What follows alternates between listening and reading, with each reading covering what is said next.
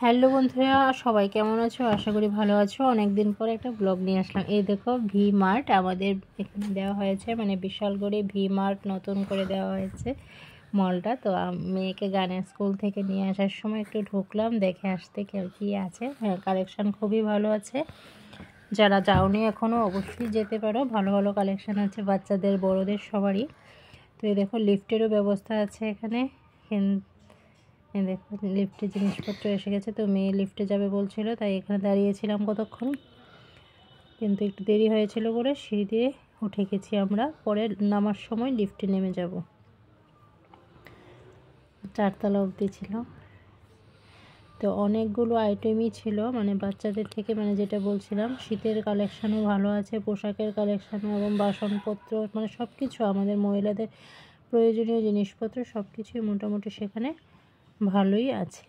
তো এই দেখো জিনিসপত্র, যেটা বলছিলাম মহিলাদের, এখানে কাপড় চোপড়, শীতের জিনিস, মানে পুরুষদের জিনিস, সব কিছুই ভালো কালেকশান আছে।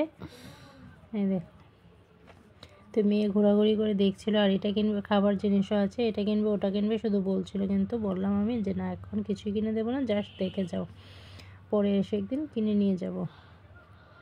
দেখো লেডিস ব্যাগ, মানে শীতের, এখন যেহেতু শীতকাল চলছে, তো শীতের কালেকশানটা একটু বেশি আছে। তো এবং বাই ওয়ান গেট ওয়ানও আছে অনেক কিছুই। দেখো এখানে কুর্তি, শাড়ি, অনেক কিছুই আছে। কুর্তি আছে, শাড়ি আছে মহিলাদের জন্য অনেক। এখানে দেখো বাচ্চাদের ড্রেস, আমার দেখতে বাচ্চাদের ড্রেসগুলো দেখতে খুবই ভালো লাগছিল।